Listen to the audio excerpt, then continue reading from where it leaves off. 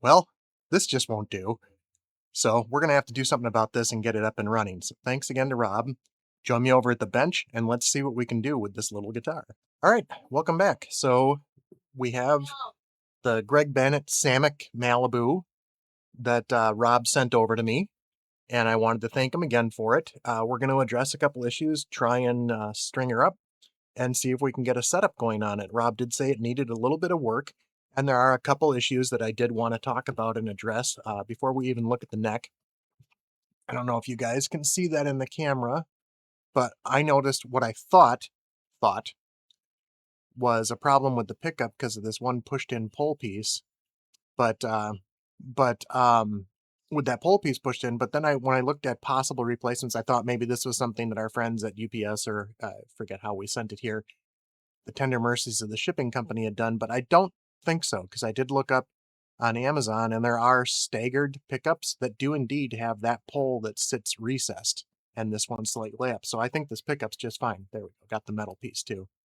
I will say that I do enjoy the cell shading on the body and I don't want to do anything with that. So what I am going to do real quick, I'm just going to tighten a few things up, but I'm going to try a couple of my cleaning products on the guitar as well to see if we can actually use some of this stuff on the guitar without wrecking the cell shading, or if I'm just going to be looking at dusting frequently and using a damp cloth to make sure everything stays as is, which is fine. But I like the cell shading, and I also appreciate it. It's something that Rob did before he sent it to me, and so I would like to keep it that way. On the subject of Rob, I saw today that he also gave Brant over at Tone Yeager a key to the Miniverse as well. I'll link to Brant's channel down below as well as Rob's, and you should go check out both of them. I think Brant is going to have a lot of fun with it too. I know he has been talking a lot in the chats like I have with Rob just about our interest in the what we're calling the Miniverse. So I think this is going to be a lot of fun. Let me grab a paper towel quick, and we're just going to try a little bit around the output jack here, because that, if it does wipe off any of it, I'm confident that I can repair that or redo the cell shading with a paint pen, because I'm going to have to get some anyways, because I do have plans to do something similar with one of my own full-size guitars. So let's get a little bit of the sprayway, non-ammonia, because we don't know what kind of finish is on here, and ammonia is bad for guitar finishes. But we're going to get a little bit on here and just rub it in so we get it damp, and take just the little bit of a corner.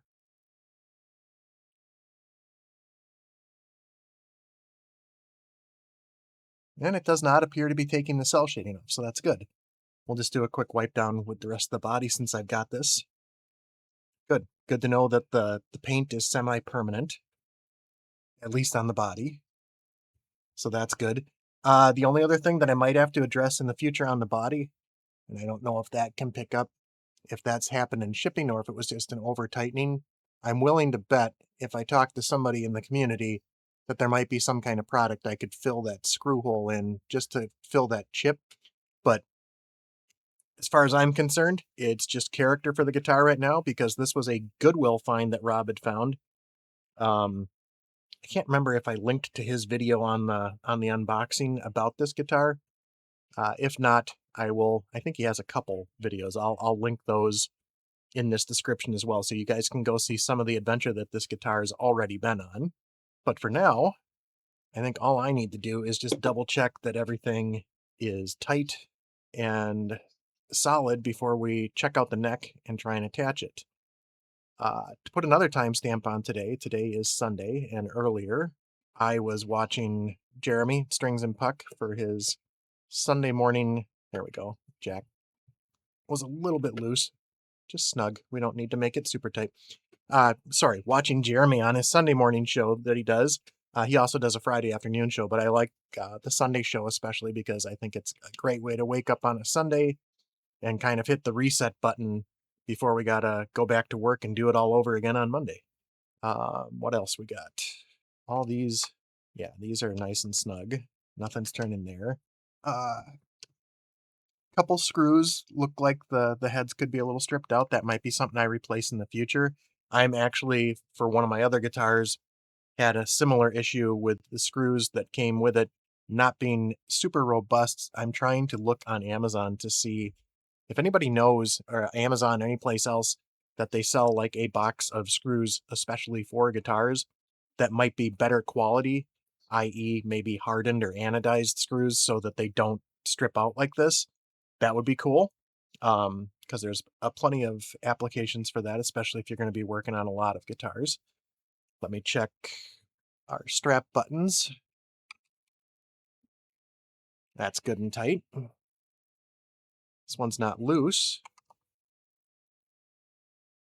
but the screw won't tighten down. Okay, I got an easy fix for that. Let's do this. We're going to take the strap button off real quick. And you can do two things with this. You could take toothpick or a dowel if it's too thick for a toothpick, or a splinter off of a piece of wood to fit in there to do that. I had learned a trick. We've got some sawdust coming out of there. So I had learned a trick from Torsten at Tease Guitars of all people, who had posted it. Let's see how long that is. We're going to cut just a little bit smaller than that.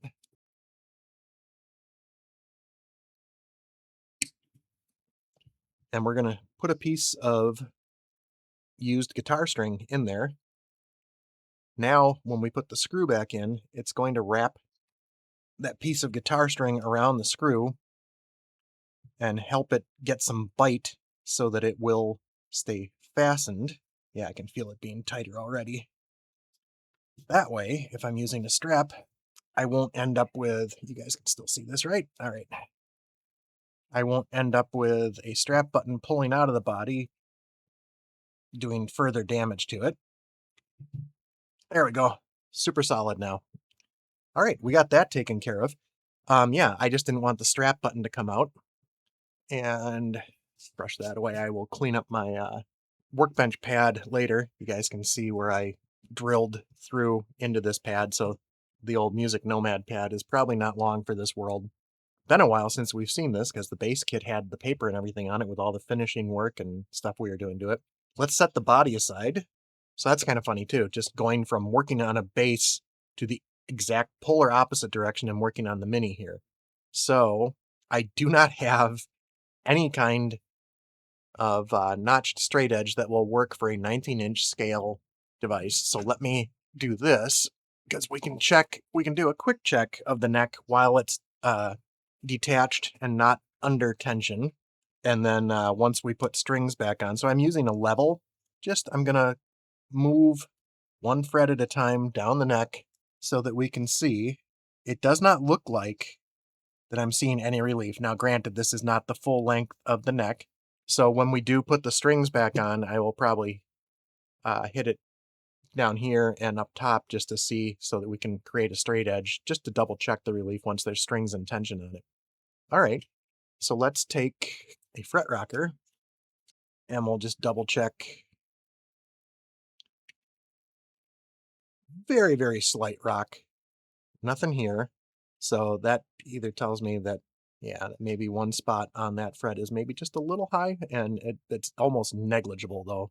Saw a video from Ted the other day talking about John over at Smoke Eater Guitars having some kind of method where he uses a feeler gauge if he finds a rocker, and depending on how far if it fits under or doesn't, whether the fret needs to be addressed at all. Yeah, a little bit in the middle there, but so just a very, very imperceptible issue with the frets. I don't think it's anything that's going to require us to do any major work. The frets themselves look nice, not a sharp edge to be found. Kudos, Rob. Or kudos, Samick and Greg Bennett, if that's how you got it, Rob. The frets seems nice and shiny, so I'm assuming Rob cleaned those off as well, considering this was a Goodwill find, and who knows, when you get those type of guitars, you don't know how it was stored before it was donated. A little bit of rock there. We'll have to take a check. So if we see any fret buzz, I'll come back through with the rocker and mark them when it's under tension. But so far, there's really only two, I mean, maybe 2.5 if you count that first one where it was just very, very imperceptibly rocking. Oh, look at that. I've got a small side on this, so I think we're going to be able to get all of them. Very nice. All right, neck seems to be in good shape. So the only other thing I'm going to do is just take a little bit of my Ultimate Lemon Oil, similar to F1 oil, same type of stuff that almost any lemon conditioning stuff does. The neck doesn't look bad like it needs it, but I also don't want to end up taking away any of the cell shading. So we're just going to try this last fret real quick, let it sit for a second, and I'm going to wipe it off. And if the, oh, would you look at that? All right. Well, then what we're going to do here is just take a little lemon oil and just quick clean off the neck a little bit, because it did improve it a little bit, so it looks nice and clean. Oh, this is hard to get in between these tiny frets with this, but yeah, it's not disturbing the cell shaded, the paint marker, so that's good too. That means I will be able to keep up. I think if I ever have to polish the frets, I may want to be careful because something abrasive might do something to that.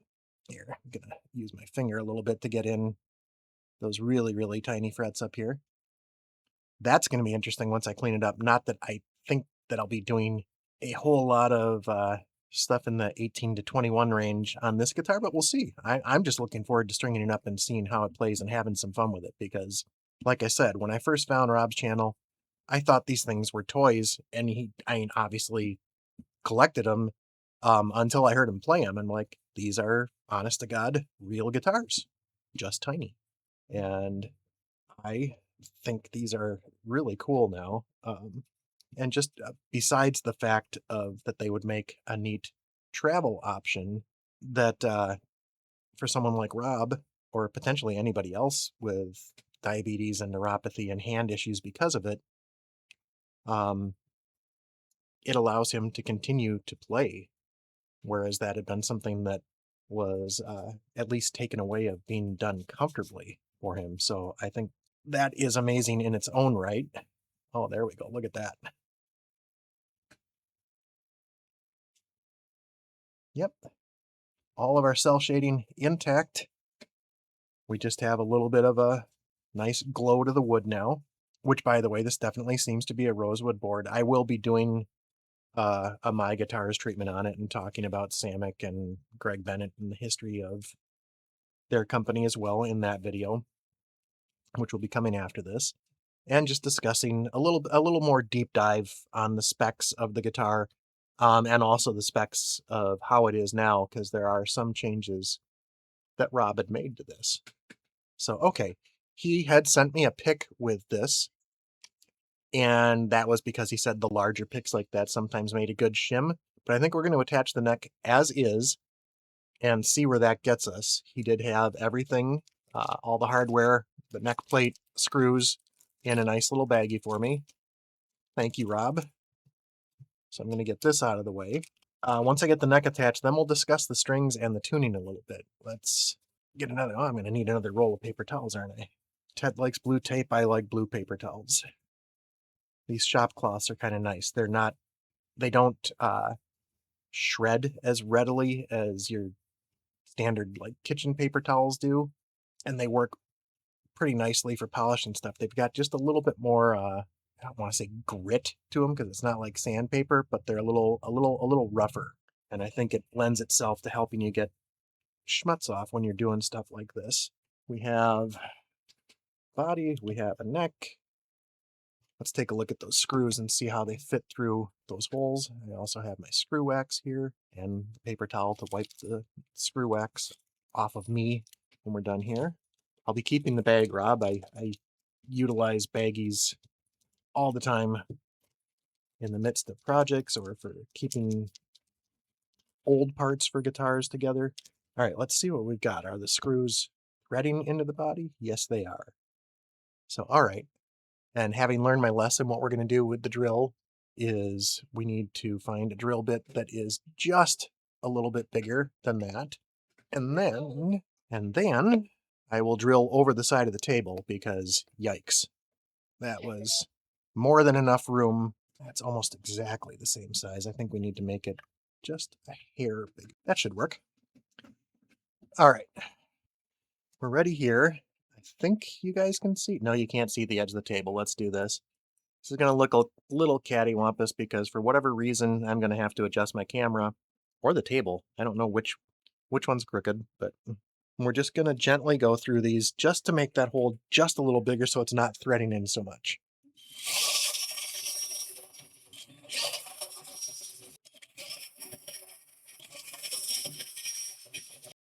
All right. And we've got enough sawdust in here already, so what I'm going to do is be right back. I'm going to go open the door and spread this outside. 1 second. Okay, and I'm going to have to vacuum my mat off again, as I said. How's the inside of the neck pocket feel?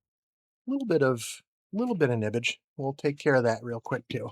We've got all the right tools for that. Got a flat file. Where's the round file? There's the round one. All right. So we'll take care of the nibbage inside the holes.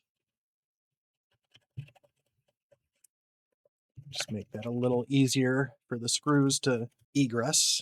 And then we'll take the little flat files. We don't want to sand or change the level of the neck pocket. Feels pretty good. I mean, this looks like there's much to it, but there's really not. If we find out that I've got a weird angle, I can always come back and sand that a little bit. We just want everything to be flat. All right. Alrighty, let's line up our neck.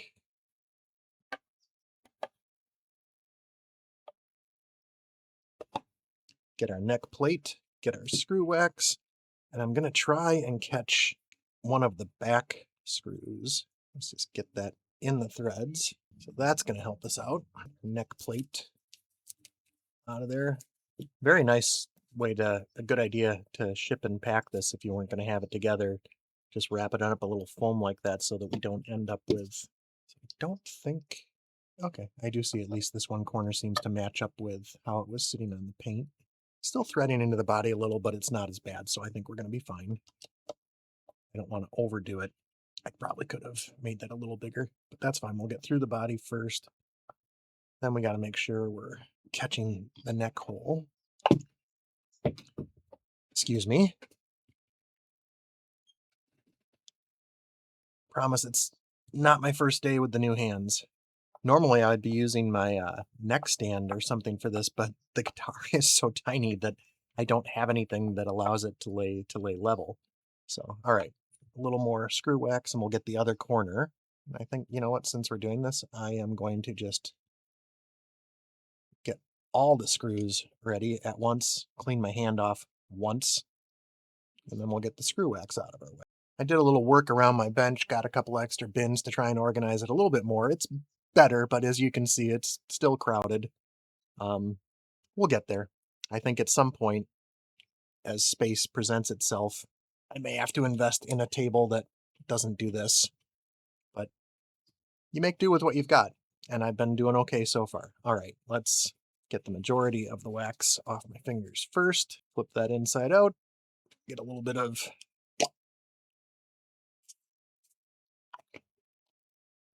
the spray away on there.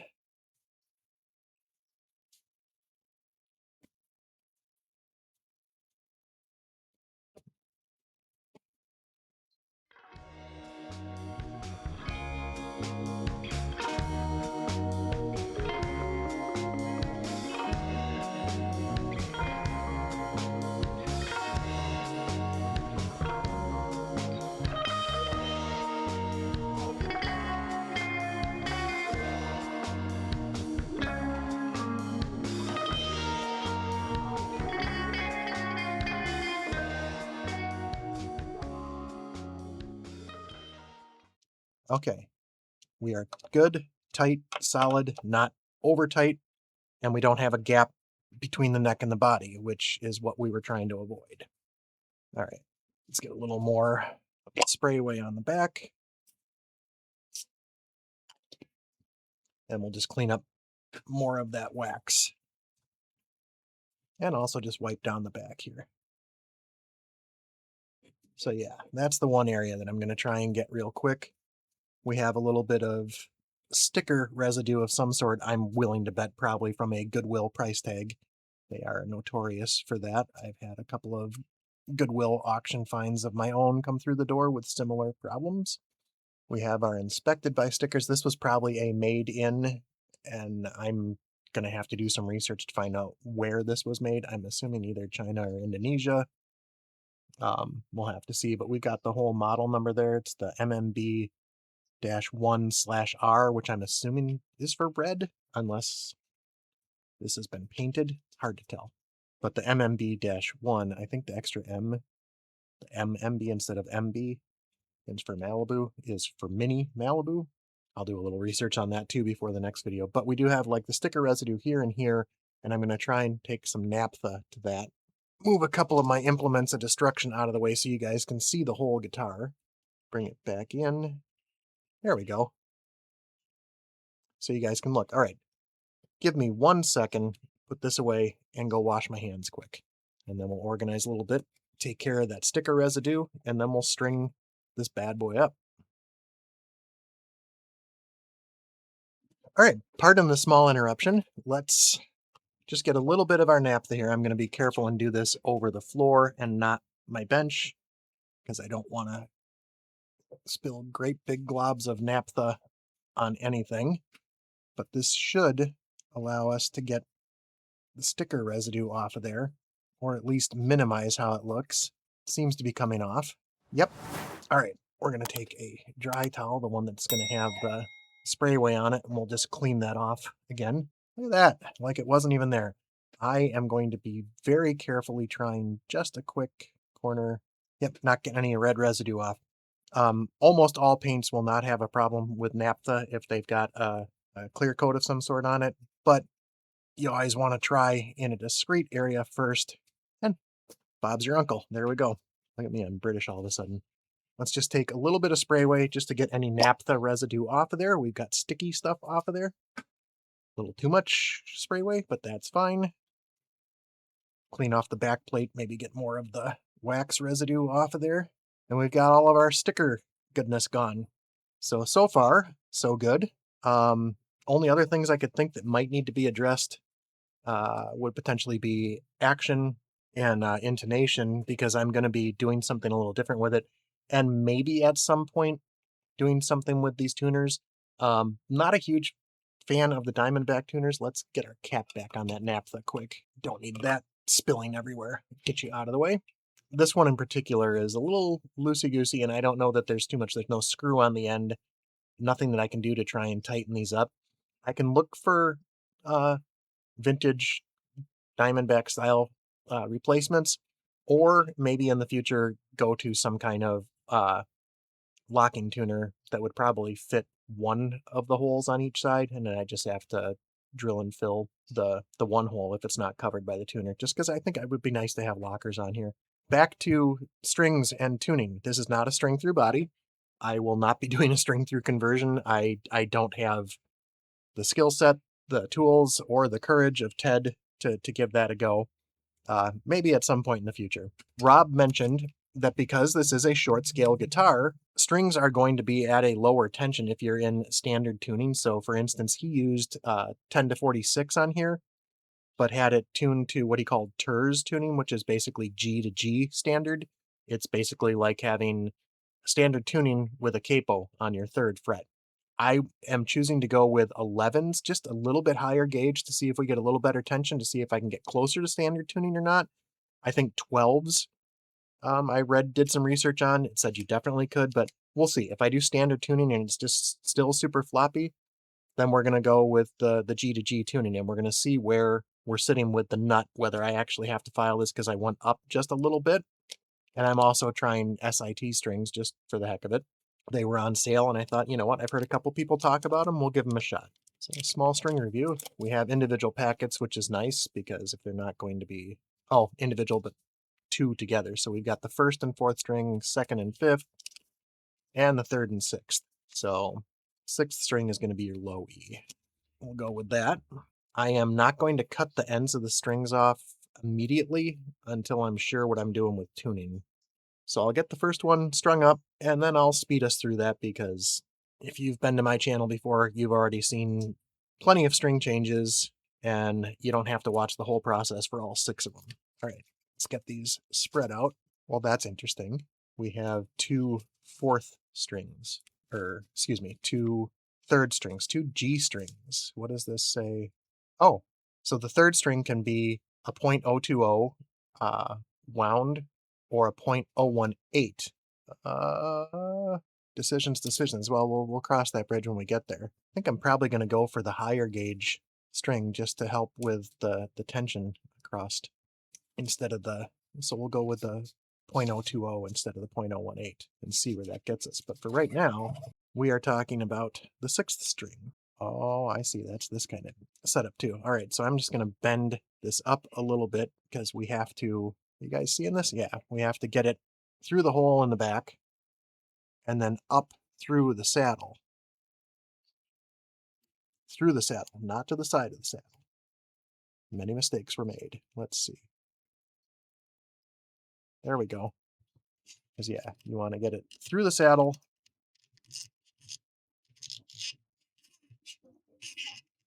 Not the easiest fit, but we'll get her there.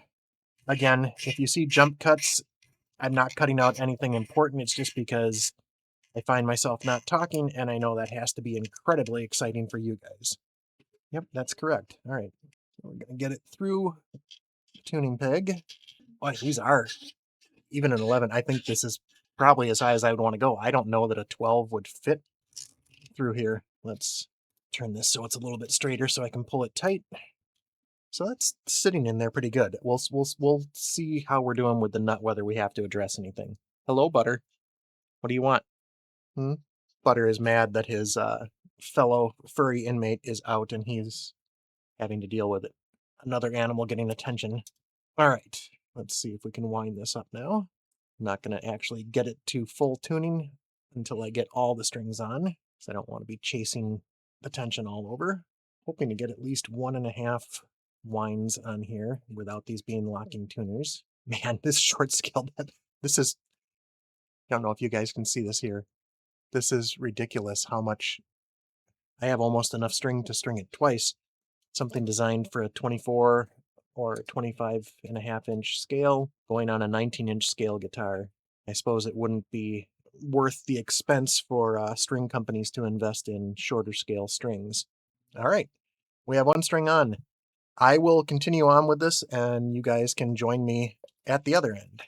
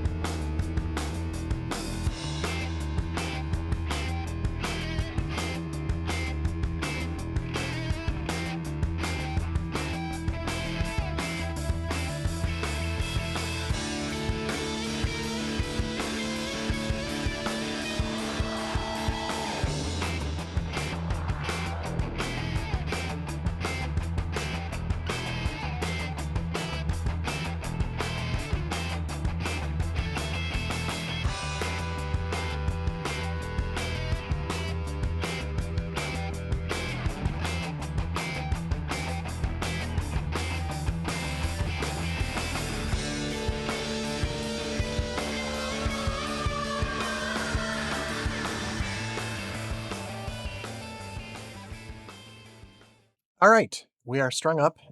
It's very floppy right now, but we're going to see where we are with tuning. That's all garbage. I did rewind up the spare G string, which is the one that had the smaller gauge on it, and we will see where this gets us for tuning stability. I am going to keep this string separate with a stash of other spare strings that I have, because you never know. So let me grab the bench tuner.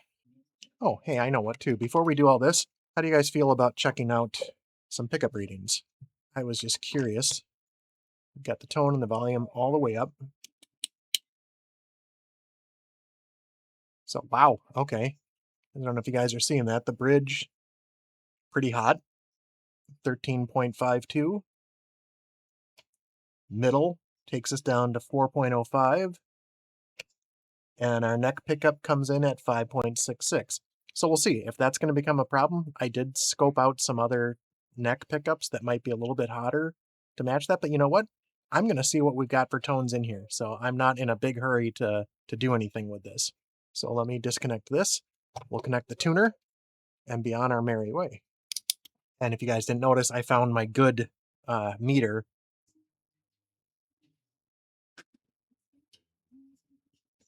A little sharp, but it's going to go flat, so.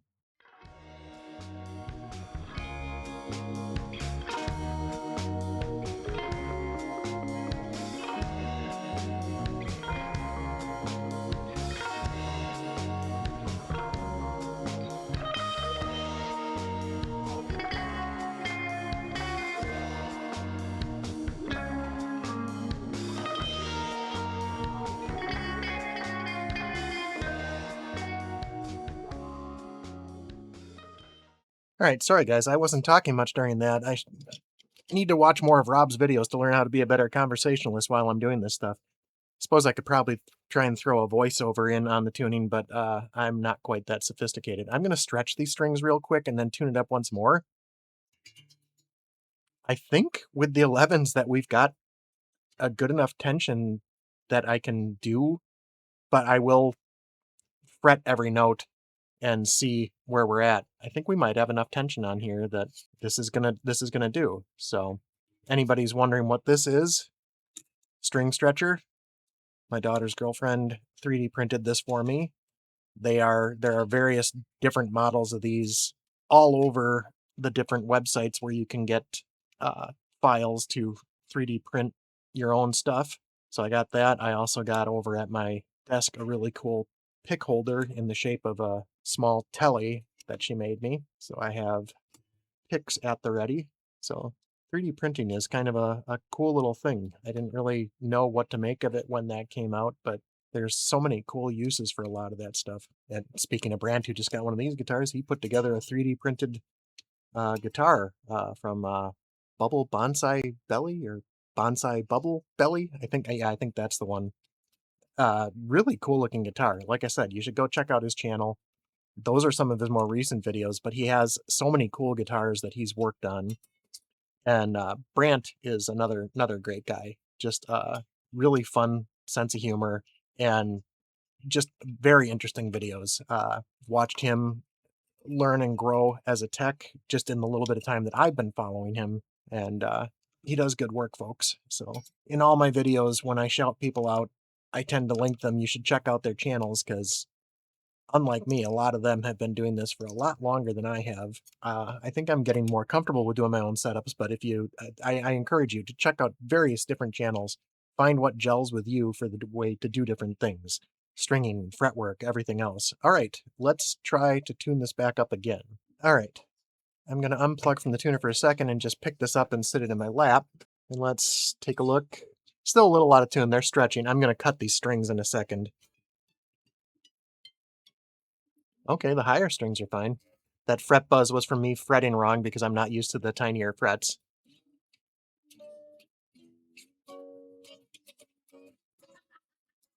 Okay, no guitars were harmed in the making of this video. Sorry about that, Rob. All right, let's cut these string ends off quick. All right, got the strings cut. I think the standard tuning is going to hold, guys, but let's just double check real quick. I'm going to put you back over the top so we can hopefully see a little better. Okay, I do have the action. Looks to be fairly high. Let's take this string gauge out because, so yeah, at the 12th, we are sitting about 2.5.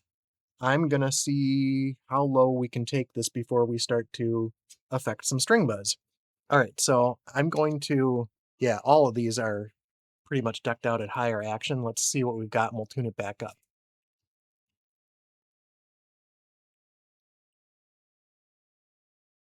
All right, we're lowering just the 6th string first, the low E, to see where we're at. Yeah, I can see where you're at, Rob, where this might need a shim. We'll have to, let's check we did our tuning, we did our relief. We're going to check the action first and then see where that gets us. I can check how things are at the nut too.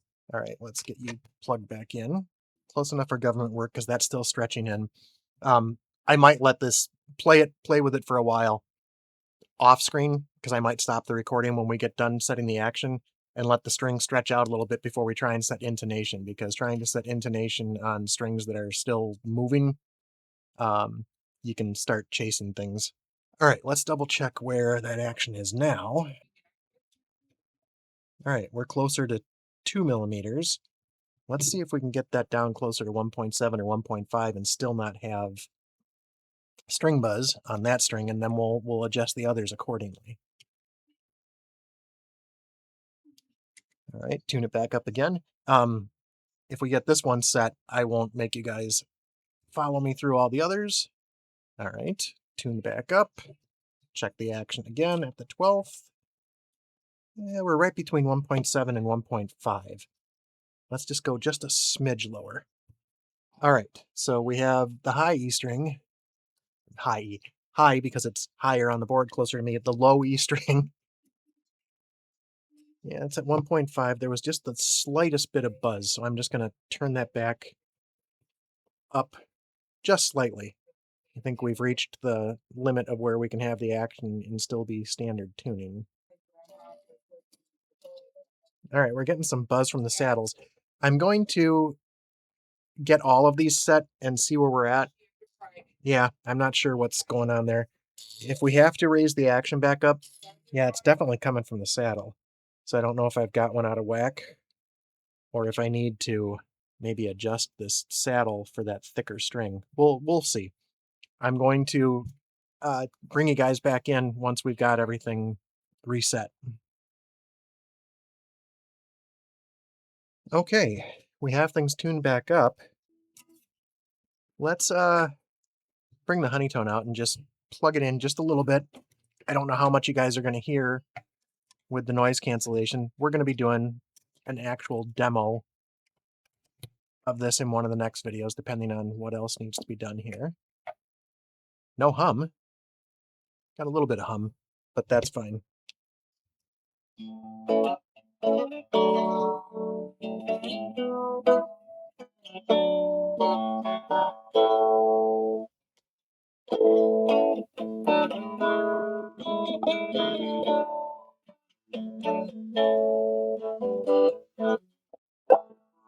Wow.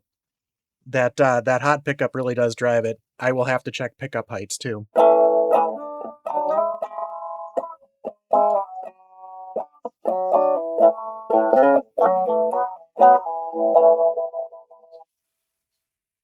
And the action does look a lot straighter now sitting on the neck. So I don't know, Rob. I don't know that we're going to need a shim in there or not.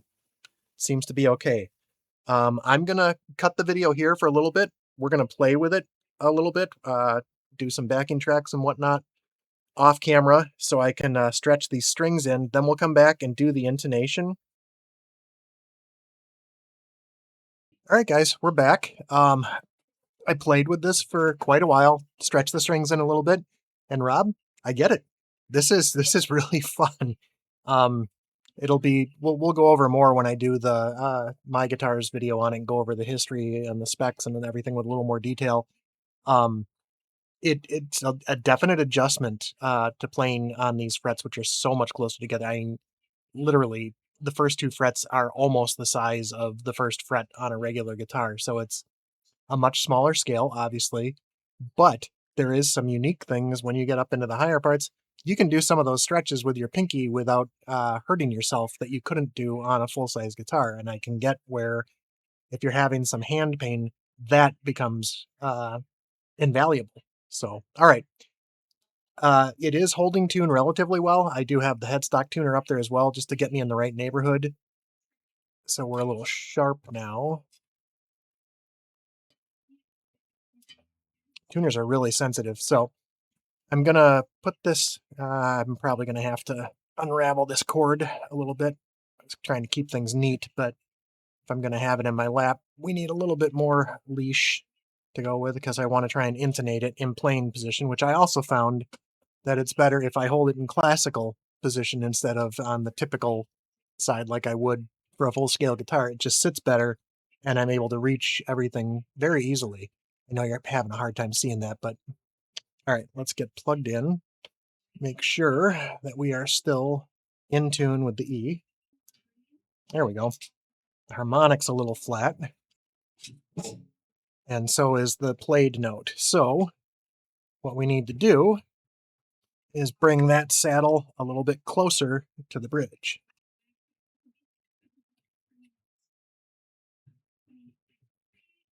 funny thing is, the saddle doesn't seem to be moving much, even though I'm loosening the screw. Let's see what happened to the tuning. So we've got, yeah, definitely went flat, which it should. That's pretty close. I'm going to stick with that. We're going to move on to the A string. Harmonic's a little flat. Played note is quite flat, so we're going to have to move that one closer as well.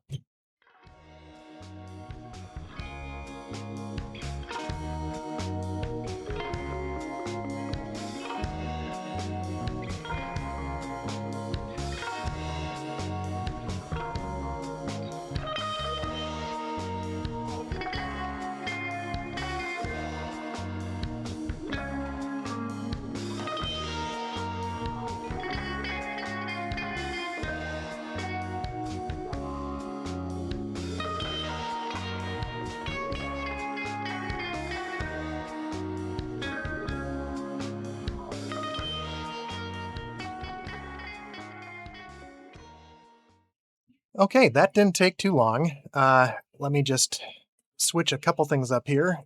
Turn this off. We'll set everything aside. And I'll put that away off camera for you guys. I'm just going to give a couple final thoughts here. And then, well, just give me 1 second. All right. As I said before, Rob, I get it now. This has been really fun to start playing this in. I'm going to give it a couple days before I do any more work on it. And when we go into the My Guitars video, I'll update you if there was anything that I had to do yet. I'll take some pictures or a short video to include in that.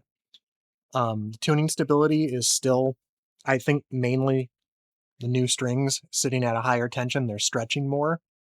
So we'll see what goes. But it is really, really fun to play. Sounds great. High gain with that single coil does get quite a bit of hum on some of the patches on the Spark. I'll have to see if I need to create some specifically for this one that remedy to that. The pickup height seems okay. I'm going to do a little more research and just do some measuring and just make sure that I don't need to mess around with lowering or raising any of these to see if that's causing any of the tuning stability too. Worst case scenario, I will come back to this in a second on the bench video down the line to see if we need to address the nut and or the tuners to see if that's what's causing things. The bridge seems fine to me. I don't know if there's any other 4-5 screw bridge like this. I don't know if this is a standard compensated bridge like that, if there's anything you could do with it, or if I'd be looking at just maybe replacing the saddles. But right now, I don't know enough about this being played in with the new strings to diagnose for sure exactly what's happening with it. So we're going to give it a little while. I'll be playing with this every night for a while just because it's actually really fun. So thank you again, Rob. Thank you everybody for watching. And until the next one.